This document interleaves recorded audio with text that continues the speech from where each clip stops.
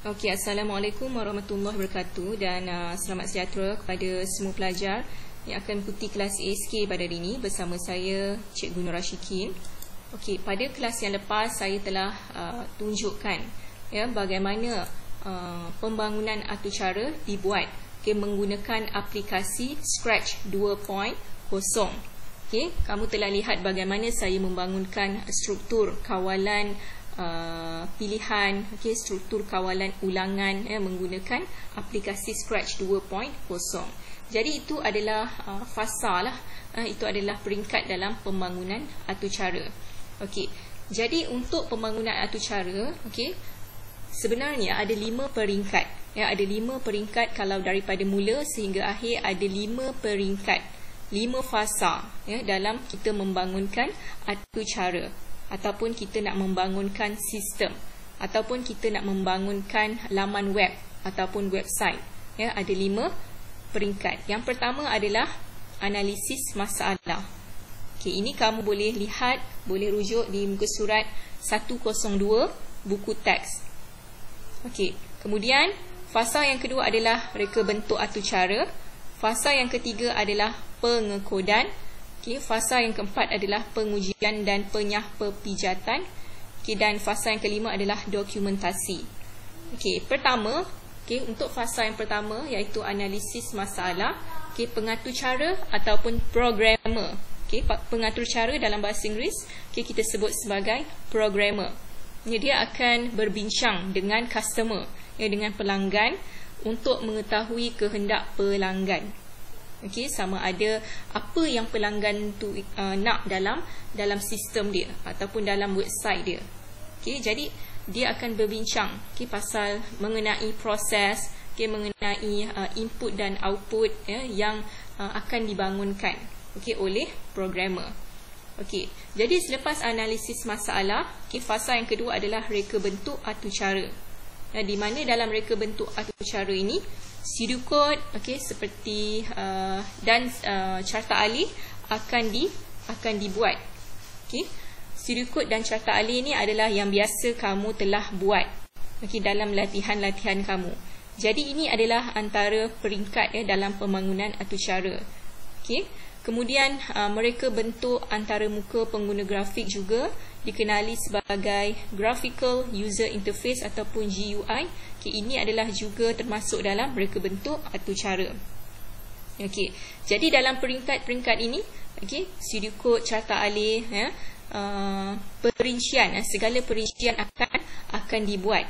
Termasuklah antaramuka grafik ini akan dilihat secara terperinci daripada peringkat pertama sehingga peringkat akhir, daripada mula hingga tamat.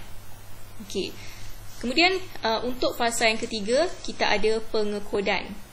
Fasa yang ketiga pengekodan, kita akan bangunkan coding. Kita akan buat coding.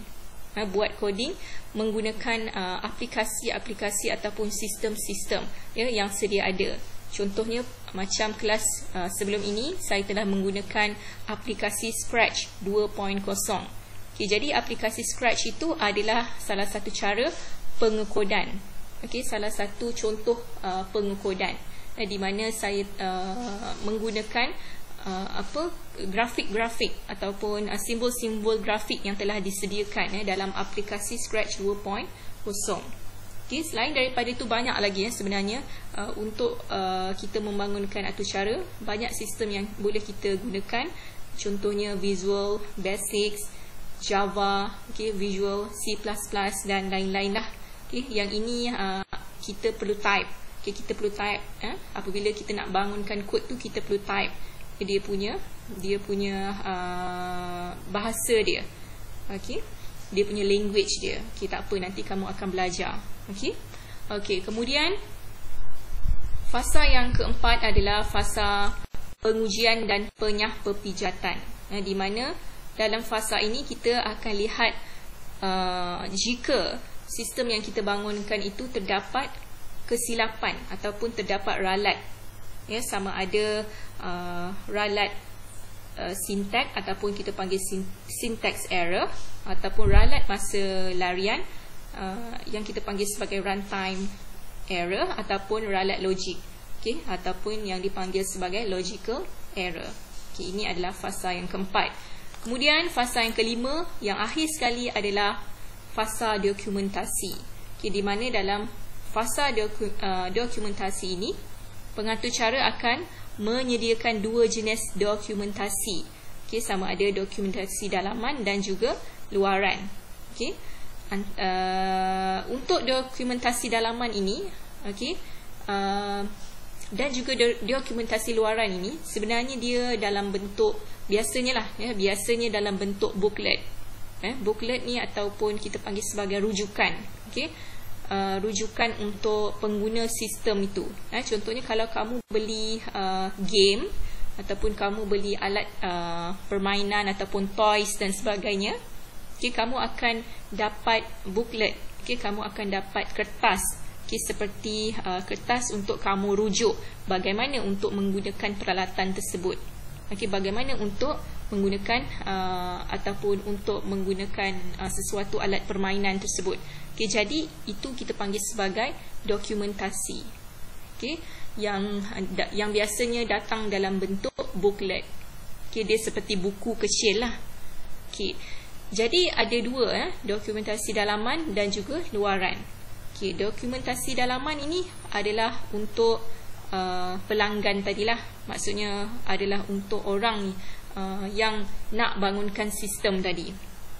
Okay, customer yang nak bangunkan sistem tadi. Okay, bagi memudahkan proses penyelenggaraan atau cara atau sistem. Dan juga dokumentasi luaran disediakan untuk pengguna akhir. Okay, maksudnya pengguna akhir ni adalah orang customer luar. Okay, customer yang akan menggunakan sistem tersebut. Okay, jadi ada dua dokumentasi. Okay, jadi ini adalah peringkat-peringkat dalam pembangunan atur cara. Okay, seterusnya kita akan lihat pula kepada satu atur cara, okay, yang seperti di muka surat 104. Okay, satu atur cara ini, okay, kalau kita lihat ini adalah yang kita panggil sebagai dalam fasa pengekodan lah. Okay, salah satu fasa dalam pengekodan, okay, di mana kita akan bangunkan atur cara, okay, menggunakan aplikasi Scratch, okay, 2.0. Okay, kita akan gunakan simbol-simbol grafik yang telah disediakan dalam aplikasi Scratch. Okey, contohnya, okay, saya telah okay, buka Scratch 2.0. Okey, seperti mana contoh 104. Okey, kalau kamu dapat lihat muka surat 104, okay, di sini, okay, di sini dia telah berikan. Okay, dia suruh kamu masukkan beberapa variable. Okay, variable ini adalah kamu perlu buat sendiri, masukkan sendiri. Okay, caranya dia telah tunjukkan di sini. Okay, caranya dia telah tunjukkan di sini. Kamu pergi kepada script, kemudian pilih data and then make variable. Okay, ini adalah cara bagaimana kita nak buat pemboleh ubah baru ataupun variable yang baru. Okay, okay, sebagai contoh saya pergi kepada script data, kemudian saya tekan make a variable, okay, untuk saya buat variable baru seperti di muka surat 104. Okay, saya klik make a variable. Okay, kemudian dia akan keluar box macam ni. Okay, variable name maksudnya nama pemboleh ubah baru yang saya nak cipta, okay, iaitu bilangan betul. Okay, bilangan betul. Okay, seperti di muka surat 104 ya. Kemudian saya tekan OK. Okay, jadi dia akan keluar. Ya, dia akan keluar variable baru iaitu set bilangan betul. Okay, kemudian saya nak buat lagi variable lain iaitu jawapan. Okay, variable lain iaitu jawapan. Okay, kemudian saya tekan OK. So dia akan keluar variable jawapan. Okay, kemudian ada seperti di muka surat 104 tu, ada variable yang lain, nama dia adalah nombor 1. Okay, nombor 1. Okey, kemudian okey. Kemudian saya tekan make variable lagi. Okey, nombor 2. Okey, jadi ini adalah cara untuk kita buat variable baru. Okey, kita buat variable baru, kita pergi kepada script, kemudian masuk pada data, and then tekan make variable. Okey, kita klik make variable, kemudian kita buat variable baru.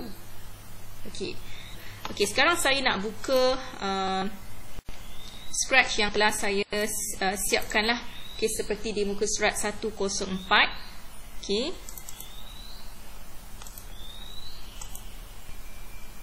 Okey, ini adalah contoh yang saya telah buat.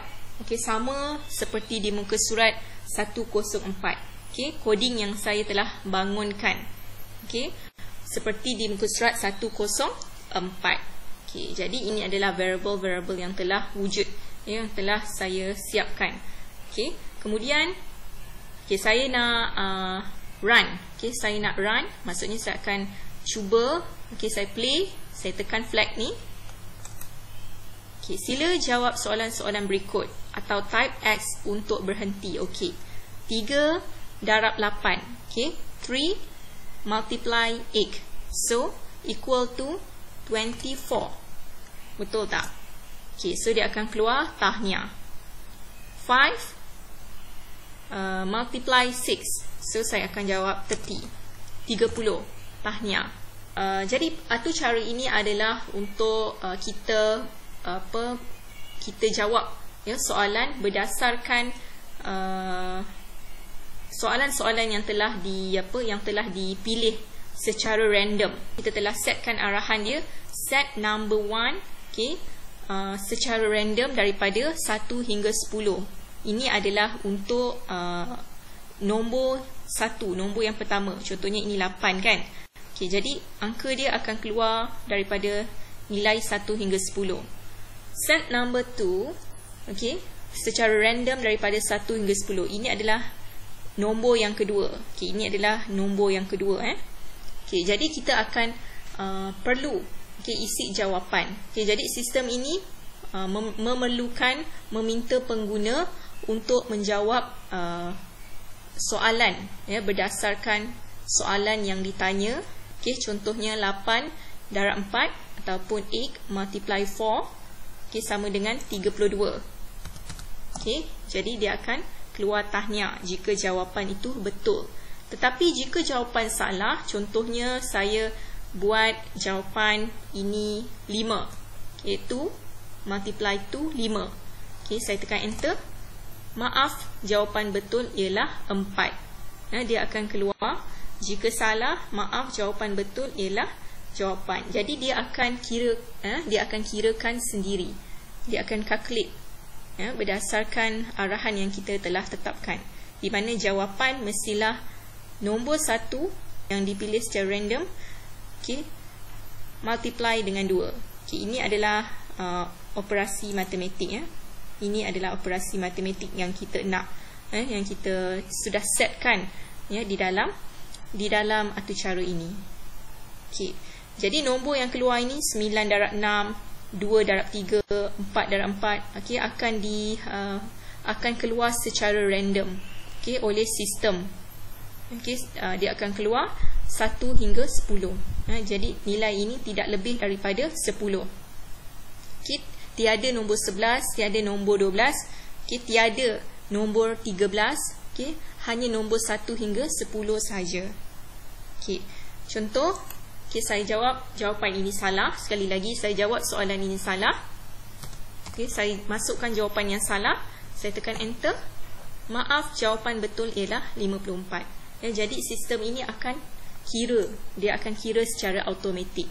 Okey, sebab di sini dia telah setkan jawapan mestilah number 1, nombor 1 yang telah diletakkan secara random di sini perlu didarab multiply dengan number 2. Number 2 adalah di sini nombor yang kedua. Okey, nombor 1 adalah di sini. Okey, nombor 2 yang dipilih secara random adalah di sini. Okey, nilai ini adalah mengikut random inilah. Ini random yang telah disetkan. Okey, jadi saya harap kamu fahamlah mengenai pengekodan. Okay, ini adalah peringkat pengekodan. Okay, coding. Okay, di mana kita masukkan coding di dalam ni. Okay, kita menggunakan simbol-simbol grafik. Ini adalah kita panggil sebagai simbol-simbol grafik. Okay, dia memudahkan kamu. Jadi kamu tak perlu menaip. Kamu tidak perlu type coding. Kamu hanya perlu tarik-tarik saja. Tarik-tarik saja berdasarkan simbol-simbol yang telah disiapkan dalam aplikasi Scratch 2.0. Okey. Jadi untuk kelas hari ini itu saja. Okay, sekian. Assalamualaikum warahmatullahi wabarakatuh dan selamat sejahtera.